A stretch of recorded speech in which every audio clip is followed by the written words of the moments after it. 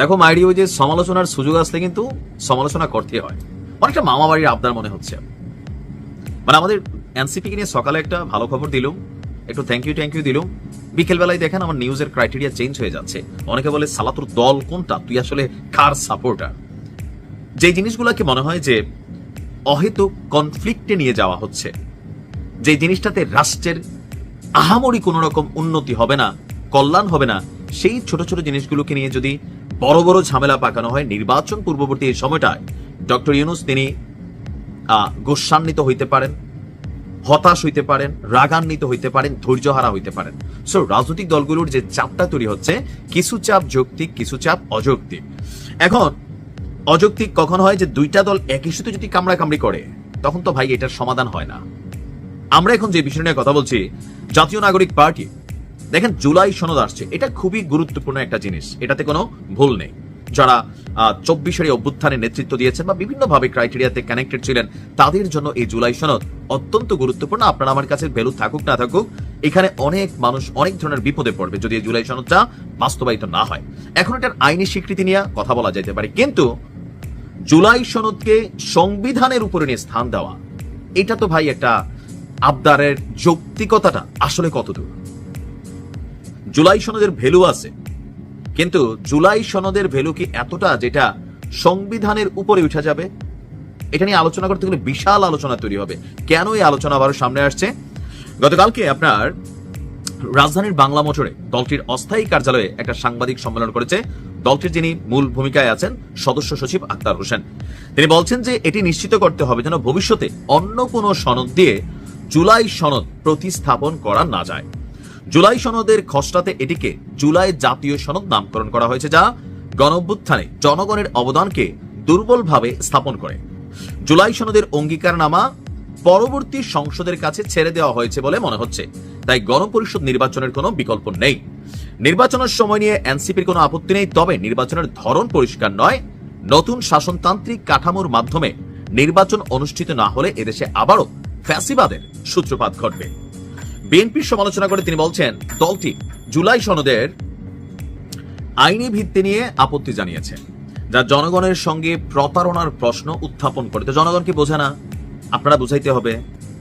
আপনারা তো নির্বাচনে আসতেছেন, আপনারা বলেন যে বিএনপি এটা এরকম এরকম করতেছে, তো জনগণ যদি মনে করে যে না বিএনপি পাবলিককে ধোকা দিতেছে, জুলাই সনদ নিয়ে খেলা খেলতেছে, তাহলে মানুষ বিএনপির ভোট দিবে না। আপনারা এই বিষয়টাকে নির্বাচনে যে ইশতেহার আছে সেখানে নিয়ে আসেন। জনগণ যদি মনে করে বিএনপি প্রতারণা করবে, তো ভোট দিবে না, আপনারা পাশ করে সংসদে চলে যাবেন, তখন তো সবই করতে পারবেন। এখন এই জায়গাটাতে কেন আপনাদের ভিতরে দুর্বলতা কাজ করতেছে? তো বলতেছেন যে তবে তিনি জানান বিএনপির দেওয়া নোট অফ ডিসেন্ট বাস্তবায়ন থেকে বাদ দেওয়া যাবে না এবং পুরো সনদ বাস্তবায়নের দায়িত্ব অন্তর্বর্তী সরকারের। আর তিনি বলছেন সরকার চাইলে ডিসেম্বরে নির্বাচন করতে পারে, আমাদের কোনো সমস্যা নাই, তবে যদি গণপরিষদ নির্বাচনের মাধ্যমে নতুন সংবিধান প্রণয়ন করা হয়, এটাতে আরেকটা পেজ কি মারলো, নতুন শাসনতান্ত্রিক কাঠামো ছাড়া নির্বাচনের কোনো গুরুত্ব নেই। আর তার বক্তব্য, জুলাই জাতীয় সনদ নামের পরিবর্তে জুলাই সনদ করা উচিত, করলো, এটাতে সমস্যা নাই। জুলাই সনদের ভিত্তিতে নির্বাচন অনুষ্ঠিত হতে হবে, এটাই তো পেজ। এখন গতকালকে নির্বাচন কমিশনার যিনি আছেন, প্রধান সিসি, তিনি কি বলছেন, এই মুহূর্তে পিআর বাস্তবায়িত হবে না, কেন সংবিধানে নাই। তো এখন নতুন সংবিধানে কি পিআর কানেক্টেড করা হচ্ছে বা এরকম 10টা জিনিস কানেক্টেড করা হবে যখন এটার আলোকে নির্বাচন হবে? বিষয়টা কি এরকম? এই জন্য সম্ভবত বলছে সংবিধানের উপরে, মানে সংবিধান একটা বই, এটার উপরে জুলাই সনদ রাখার বিষয়টা না, যে এটার গুরুত্ব মূল্যায়ন অথবা রাষ্ট্র পরিচালনার অবকাঠামো এই জুলাই সনদ থেকেই সংবিধানের তুলনায় এটাকে বেশি ফোকাস করতে হবে।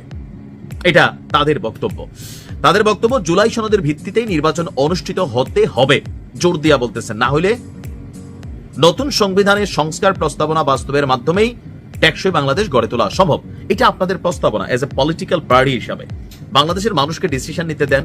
আমার মনে হয় যে এনসিপির যত আবদার ডক্টর ইউনূসের কাছে মামার বাড়ির আবদারের মতন, অথবা তিনি আশ্বস্ত করছেন যে আসো তোমরা দল গড়ো, তোমরা দাঁড়াইলে জনগণ ভোট দিবে। এনসিপির মধ্যে এখন কিছুটা তো টেন্সড নেতারা, যে আসলে এত ভোট পাইয়া কি সংসদে বিরোধী দল হইতে পারবে? ক্ষমতা তো দূরের কথা। তো সেই জায়গা থেকে ইউনূস যতদিন আছেন উনি এগুলারে সবকিছু একটা সেটেলমেন্ট করে দিয়ে যাবে। তো বিএনপি কি বৈশা বৈশা আঙুল চুষবে? আর এরকম একটা পরিস্থিতি তৈরি হলে নির্বাচন পিছাইতে গেলে দেশে যা হবে, কি হবে আপনি দেখেন। আমাদের জুলাইয়ের যারা বীর যোদ্ধারা আছেন, কেউ বিয়ে করছেন, কেউ মডেলিং করতেছেন, কেউ টাকা কামাচ্ছেন, কেউ বাবা বড় বড় পদ পদবি পাচ্ছেন, এরকম নানান কিছু তো হচ্ছে। বাট জাতীয় জীবনে বাঙালির এই মুহূর্তে কোথায় কি হচ্ছে? রাস্তাঘাট ভাঙা, মানে সারা বাংলাদেশের রাস্তাঘাট, প্রথম তো এটা একটা খুবই বাজে অবস্থা আছে, আইন শৃঙ্খলা পরিস্থিতির উন্নতিও আছে, অবনতিও আছে, অনেক কিছু ঘটতেছে এখানে। আর এই পরিস্থিতিতে দেশে বিনিয়োগ কমতেছে, ব্যবসা বাণিজ্য সবকিছু লাটে উঠতেছে। আপনাদের হয়তো টাকা পয়সা আসতেছে দল করার কারণে, হ্যাঁ, পাবলিক ফান্ড পাচ্ছেন, ভাই বাকিরা তো কর্ম করে খাইতে হয়। নির্বাচন দরকার এই মুহূর্তে।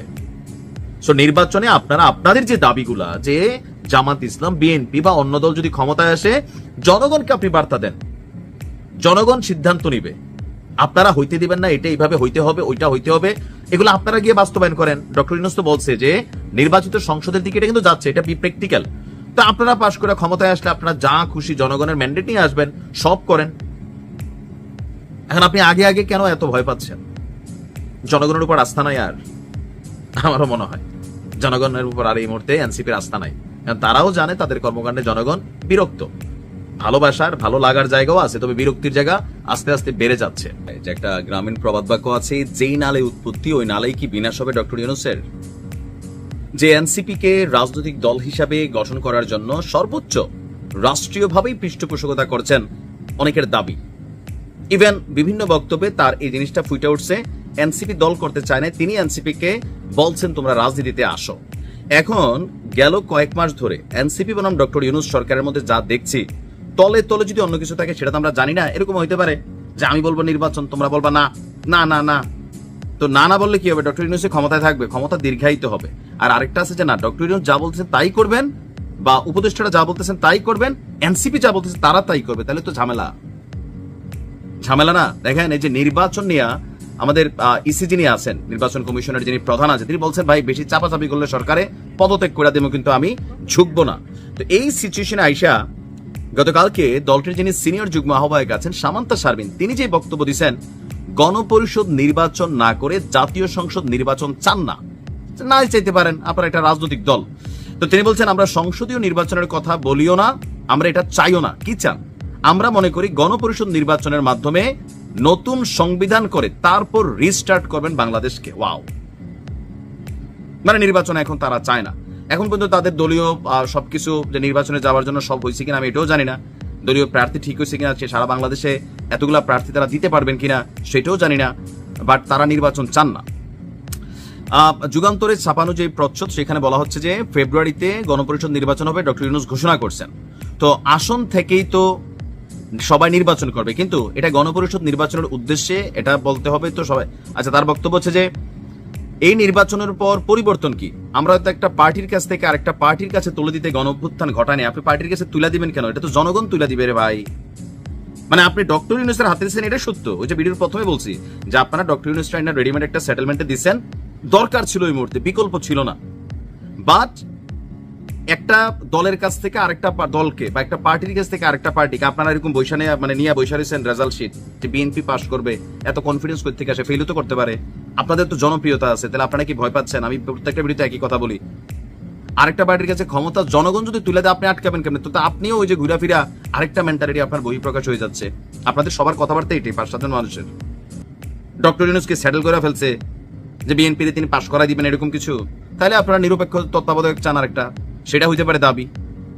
তার বক্তব্য বাংলাদেশে একটি সেকেন্ড রিপাবলিক হবে, তারপর আপনি দেশ চালাবেন। তাতে করে বিএনপি যদি ম্যান্ডেট পায় তাহলে বিএনপি দেশ চালাবে। বিএনপির প্রস্তাব যদি জনগণের পছন্দ হয়, গণপরিষদের মাধ্যমে জিতে এসে সংবিধান পরিবর্তন করবে। এখন এই গণপরিষদ নির্বাচন আয়োজন নিয়ে সরকারের কোনো চিন্তা ভাবনা আছে? নাই। তো যেহেতু নাই, গতকালকে স্বরাষ্ট্র উপদেষ্টা বলছে ফেব্রুয়ারি মানে ফেব্রুয়ারি, এখানে কোনো নড়চড় নাই। তাহলে এনসিপি যে অবস্থানগুলোতে যাচ্ছে, ডক্টর ইউনূসের আশীর্বাদ পুষ্ট এই দলটি মাঠ পর্যায়ে কতটুকু শক্তি দেখায় টিকতে পারবে সেটা পরে। তাদের প্রতি সবার একটা রেসপেক্টের লেভেল আছে, ভালোবাসা শ্রদ্ধা আছে, চাক না চাক এটা করা লাগতেছে। কেন? জুলাই অভ্যুত্থানে তাদের অবস্থানের জন্য, সেইটা একটা পয়েন্ট। কিন্তু নির্বাচন চাই না, ওই এক একটা জামাত এক একটা আওয়াজ তোলে, এনসিপি এক একটা আওয়াজ তোলে, ইসলামিক দলগুলো আরো আওয়াজ তোলে, এই আওয়াজের খেলায় ভাই পরে তো আমি দেখি নির্বাচনটাই হবে না। আর যদি নির্বাচন না হয় ডক্টর ইউনূসের ক্ষমতা দীর্ঘায়িত হবে, অনির্বাচিত একটা সরকার কন্টিনিউ থাকবে, এটা তো দেশের মানুষ পজিটিভ নিবে না। বাংলাদেশকে রান করতে আপনাদের চেহারা পরিবর্তন হচ্ছে প্রত্যেকটার। সামান্তা শারমিনটা দেখে আমার মনে হয়েছে পুরা শরীরে মনে হয় 5 কেজি মাংস ছিল, এখন মাশাআল্লাহ গালটাল মোটা হয়েছে। নাহিদরে দেখেন, আসিফরে দেখেন, প্রত্যেকের চপ্পল থেকে এখন নাইকি এডিডাসে উঠে গেছে। ওয়েস্টিনে খাবার শিখছে, সারা জীবন একবেলা পুরো 14 গোষ্ঠী খাইছে কিনা আমি জানি না, বাট এখন তো খাচ্ছেন। তার উন্নতি হয়েছে। জনগণের যাই হোক, দেশে নির্বাচন হওয়া জরুরি। আপনাদের যদি ভালো না লাগে নির্বাচন বয়কট করবেন, আসবেন না। আর আপনারা যেটা মনে করতেছেন যে বিএনপি ক্ষমতা গেলে করবে না, তো সেটা আপনাদের নির্বাচনী ইশতেহারে নিয়ে আসেন। মানুষ যদি মনে করে যে হ্যাঁ এনসিপি রাইট, সামান্তার কথা রাইট, নাহিদের কথা রাইট, তাহলে আপনাদের কথা বিশ্বাস করে বিএনপিকে ভোট দেবেন, আপনাদেরকে দিবে।